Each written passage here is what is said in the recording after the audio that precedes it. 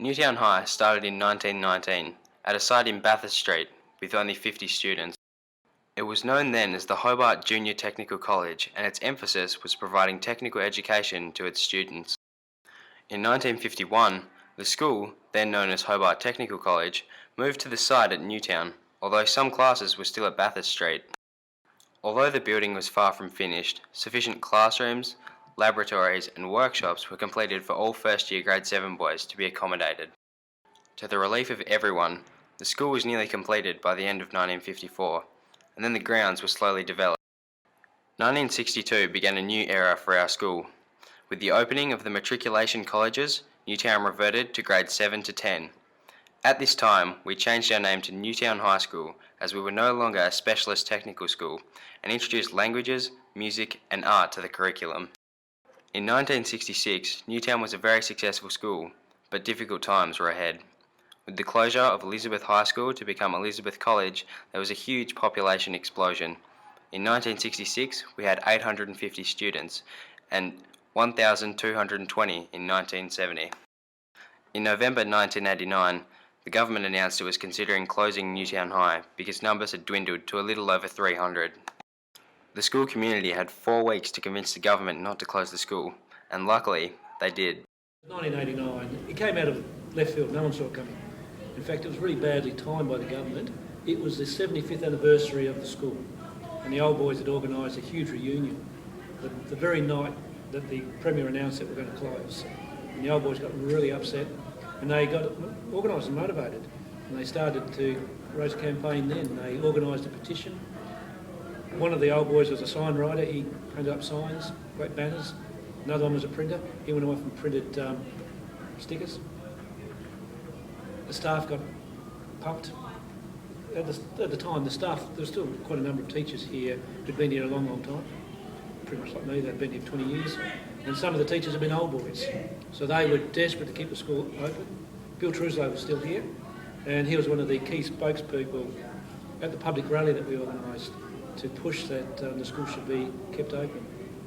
And the staff wrote a submission, the parents and friends wrote a submission, the students, the prefects wrote a submission, lobbied the Parliament. The petition in something like 2 weeks had thousands and thousands of signatures. So it was a shock, but at the same time it made the school look at itself, and we had to say, why should we be left open? Why not close? And so instead of apologising for teaching boys and not having girls here, we suddenly said, okay, what's good about this school, what's good about the boys, what's good about boys' education? So what we're doing now really followed through from the closure of 89, so the government did us a favour. In the last 10 years, the new gym has been built and the art and music departments have been refurbished. The old gym then became the drama suite. Many classrooms were refurbished. More computer labs appeared, and the canteen, which used to be in room 156, was built around the MDT store. In 2010, our science labs were modernised and our language labs were finished. And now, in 2011, we have 800 students, we are still the boys of the Blue Triangle, and we are still building for the future. Do I look good? You do. The hair's good. I think this is my 13th year. Been at Newtown High for 8 years. 20 years. Since 1998. Since 1997. That's 14 I years. started here in 1988, so what's that, 23 years. 5 years, roughly.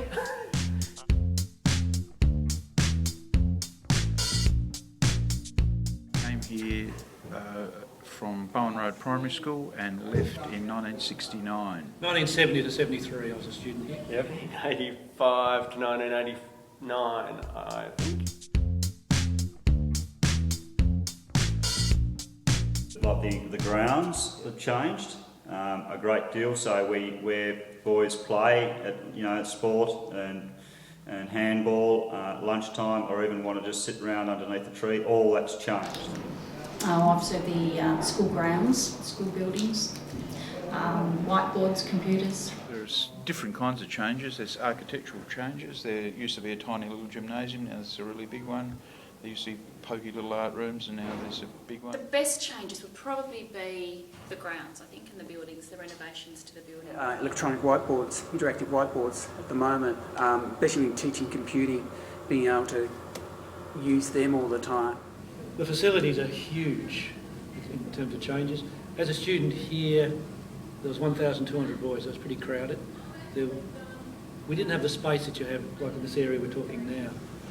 This whole top area used to be metal workshops, and they're much smaller, they were crowded, you had 35, 40 boys in a class.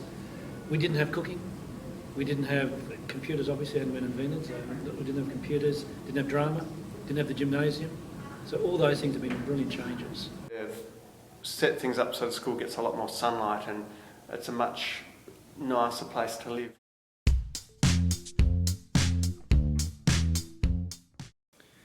Look, the things that stay the same is that it's an all-boys school. That obviously stays the same, and I guess just the way in which we deal with youth sort of stays the same. Everything stays the same in some ways. Boys come into the school from primary school and grow into young men, and that remains the same. Growing from a boy to a young man is pretty much the same whether it's in the 1950s or 60s or in this new century. Well, I think the standards of school has always stayed the same. Our expectations has always stayed the same. I think we've always had a high expectation, and a lot of other schools have let things slip. School spirit. Trev's still here. He was here when I was here many years ago. There's a few other teachers, I think, who may have stayed the same. The uniform is always worn very well here at Newtown High School. The boys always represent the school well. The importance of the house system is one thing that really obvious to me. As a student here, obviously I was a Hunter boy, as Will reminded me, and the inter-house sport was always huge. Who won the Cosgrove Shield was huge. That's never changed. I think part of Newtown's culture still stayed the same. You know, some of the values they try and hold on to.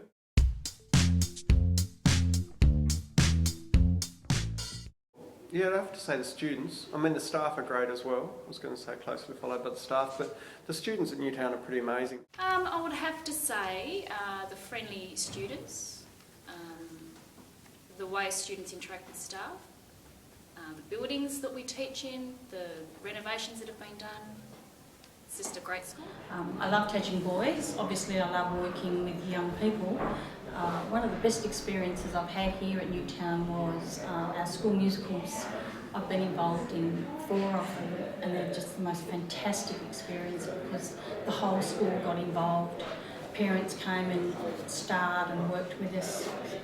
Teachers were in the musicals. I did the costumes and makeup for 4 of them, and it was just the most wonderful feeling of school spirit because everybody got involved. Oh, look, just getting to know the students probably is quite a relaxed atmosphere here. Watching boys grow into men is a very rewarding part of a teacher's work. My favourite thing is that I can get up every morning and not feel unhappy about coming along and teaching the boys here. Yeah, that's my favourite thing. Yeah. The fact that I am an art teacher and I've taught boys now for 10 years or more, and I have a good control in my own mind about what I do. So I don't feel afraid or reluctant to get out of bed and come along here.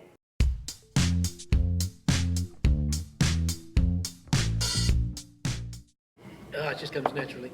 No, film. Mainly film. I used to rely on the Lord of the Rings films.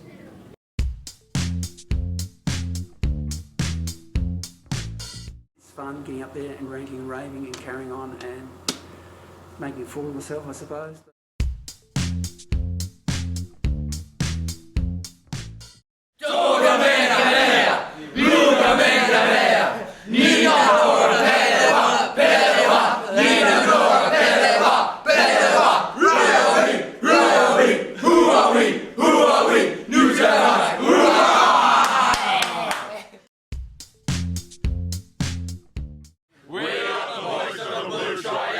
Every team we meet, we mangle, roll 'em, bowl 'em, kick 'em in the eye. We are the boys from Newtown.